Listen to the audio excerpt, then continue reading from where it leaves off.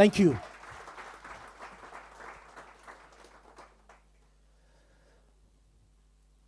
Then we've got our next speaker.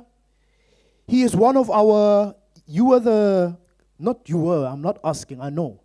The Kasi Pitching Challenge winner, Mbalenhle. This was in 2024. Yes, my brother. I recognize you, I see you. Igama lakhe Rendani Madilonga, unpacking his growth, his journey, resilience. Before I call him up, he gave birth to Rendanis Auto Clinic, where he's the sole owner and director.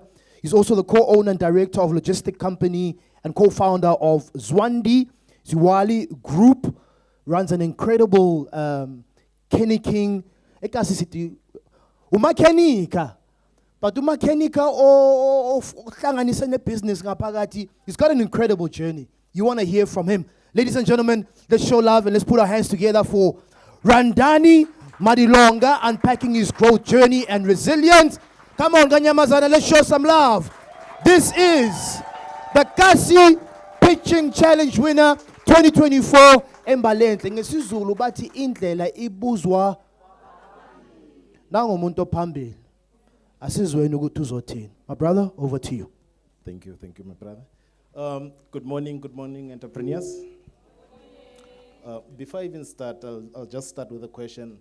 Amongst us here, can I please see by a show of hands those who are lovers, like us, and needers of money? Okay. Thank you. That makes me relevant today because my fear was that I don't want to talk to people that are not in the same track with me.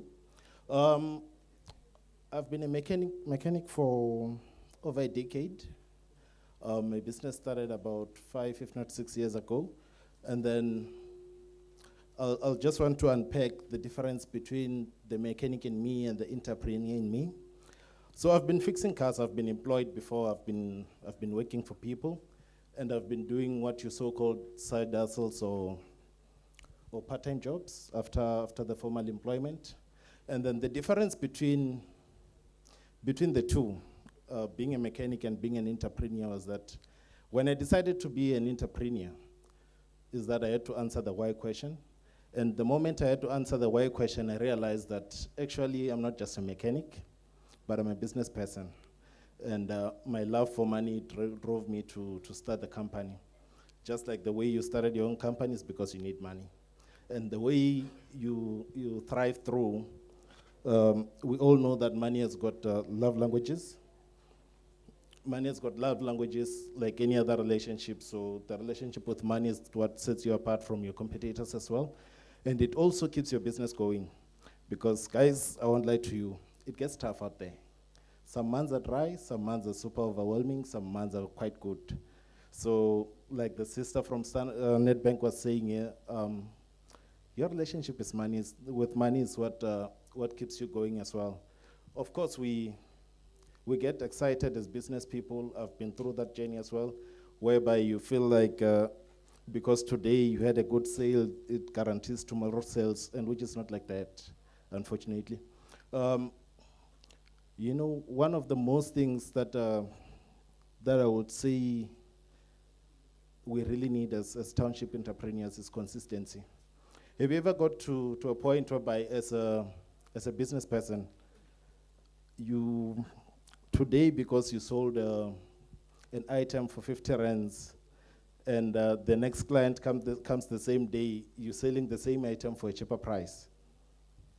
And then tomorrow again, the same customer comes that you sold for a lesser price, you give them the higher price, just because your need for today is quite higher than what it was yesterday.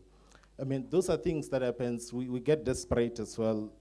So upon almost falling through that trap, I then decided to say, let us have a billing structure. Let us have something formal in the business as well. Just try to formalize it. Formalizing it doesn't mean that you have to pay for it, no. It's just you and being disciplined with yourself and with your clients as well. So, yes, I've been the winner in 2024 May. I still remember very well When I left the house, I didn't feel like going there, but I felt that, no, this is my business. If I don't stand up for this business, no one else is going to stand up for the business. So it's the same with you. I won the challenge, but I'm not more interested about winning the challenge, because obviously not all of us are going to win today, but all of us are winners. Obviously not all of us are going to win today, but of course it doesn't mean that if I don't win today, then my business is stopping to run today. Obviously the business has to run. So I want to talk about the ethics when you're running the business. This gets to be quite a challenge for us as township entrepreneurs. We lack ethics at times, most especially in my trade as well. As you heard that I'm a mechanic. I'm sure those who have cars here, you've got stories to tell about mechanics. Some are good, some are not good. So it's not only mechanics who do that. Each and every business does that. But the key, or the key to make it through that trap as well, is for us to be real to ourselves. If you're running a business and you really want the business to grow and to stay there for years and decades, you have to be consistent and you have to be ethical in what you do, because reputation is everything in a business. I won't mention how many times I've went out to market and I came back with nothing at all, 0 clients. But I can't count how many times people came because of referrals to say, this is what this guy has done for us. He's quite good at what he does. You won't regret. So by that, I'm saying to you, fellow entrepreneurs, that if you're consistent and you're disciplined with your business, it goes a long way. Most of the business guys, they will tell you that the first and second quarter of this year was not good at all, across all sectors. The reason why, I don't know as well, but we're having it hard. If you're still running and you've been running for the entire past 5 years, just give yourself some hands, because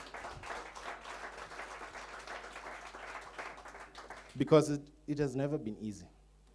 And one thing about entrepreneurs is that Sbu did mention that this journey gets so lonely at times, and you sometimes feel like you don't want to do it anymore. But yeah, I would say to you, when it gets lonely, of course you are the only one who can go out and seek help. So as a business person, you know that you can't be a jack of all trades, and it doesn't mean that getting assistance from someone really means that you have to pay. It's quite important to have relationships that you know that you don't pay, but you get the help that you need. Because as small businesses, I know that not every one of us here has got enough capital to pay for every service that they receive, which is why you've got your institutions that are willing to fund and all this.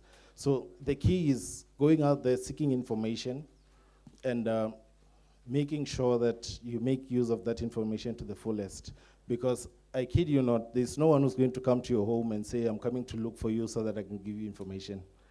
And one thing that I should keep on telling people is that wherever there's money, there are less adverts, because money doesn't like noise. So if you're going to be going with these adverts, I kid you not, you'll be asking yourself what went wrong throughout these years, and I didn't even make a profit, or I didn't even make a cent, or you'll be saying I had potential to grow at that point. So the other thing that I want to share with you guys, we should learn to work on the business and not work in the business. When you're working in the business, it simply means that you're only worried and concerned about what will I eat tomorrow. It's more of you are an employee, just that you're not working for a formal employer. But when you work on the business, you're simply looking at a bigger picture. You're simply having a bigger company in mind, although it's not yet into existence. So when you work on a business, you always have foresight. You can always have forecasts as to what's going to happen to my business come 2030. And you don't get to be rigid, because sometimes some of us who grew up in the rurals, you would know that there are many buildings that there were shops back then that today they're no longer existing because the vision bearer died and the business died. So we should also have succession plans in our businesses. We should learn to let go in our businesses and learn to delegate, because your business, if it's gonna grow, you won't be an employee forever.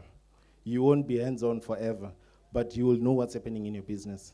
That's when you're working on your business and not in the business. So I thank you. I don't know where Sue. And if there are any questions, I don't know if Sue is going to facilitate that.